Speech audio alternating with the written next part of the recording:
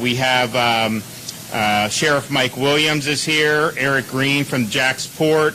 Is Ned Bowman's here from Florida Petroleum Marketers, Brian Guillermo from Enterprise Holdings, Representatives Byrd, Fisher, Yarborough. Are you guys all here? I didn't see Yarborough. Okay, so I got those folks. And then John Rutherford, the congressman. So we're happy to be able to be here.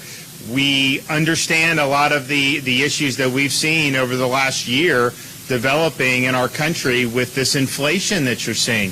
Now, this is something that I was talking about a while back, and people were saying, the White House was saying that this wasn't real inflation, that this would not happen, and now we're seeing it's real. And this has been going on for many, many months. This Thanksgiving will be the most expensive Thanksgiving that we've seen in quite some time. It's over a 20% increase just from last year for all the good stuff that families throughout the country will want to do. And of all the things what you're seeing with the inflationary pressures, probably none have pinched people as bad as these gas prices that have been going up. If you go back, the gas about a year ago, right now it's like $3.34, I think, is the average in Florida. That's like $1.30 more than what it was at this time last year. So we've got folks that are commuting.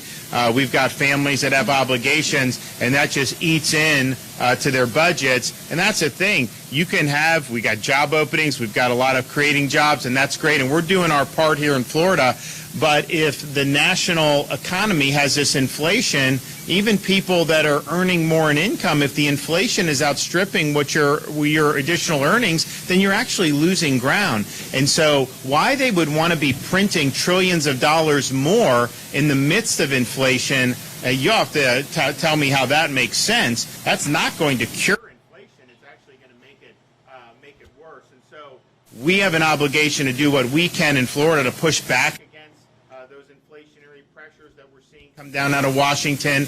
And so I'm happy that we're going to have a big, robust agenda in January for the legislative session. But one of the things we're going to be fighting very hard for is we want to see over $1 billion of gas tax relief for Florida motorists and families. And that will be something that will make a difference. It's clearly not going to eliminate all the inflation because it's gone up so much, but it will make a real difference in folks' pocketbooks. And I think we're going to get a lot of good support for that. I mean, we've had a great history in this state of having looked at the state level to provide relief. And so I'm going to be asking the legislature to join me in doing that, and I think it'll make a big, big difference. I also just like to say we've got some of our legislators here now, commend them about the special session last week.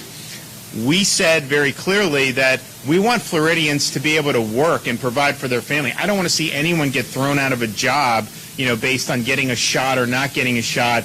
And so what we've seen since then is, we've seen all these, a lot of the policies have actually been suspended. People are not now in danger of losing their jobs. But you actually had some companies hiring people back who had been terminated under these policies. Of course, we've got a lawsuit in Tampa for the federal contractor. The Sixth Circuit now has all the OSHA lawsuits, and then we're going to go up to the 11th Circuit on this CMS mandate.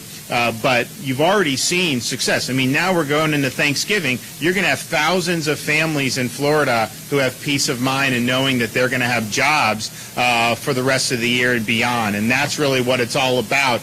We saw this happening. We didn't want to see people get cast aside. We came in, we made our voice heard, and now you're seeing, really, really positive results. So I want to thank everyone for doing that. We're going to hear from some folks here, and I'm looking forward to that. So we do have Congressman Rutherford, so I'm going to let him come up and say a few things.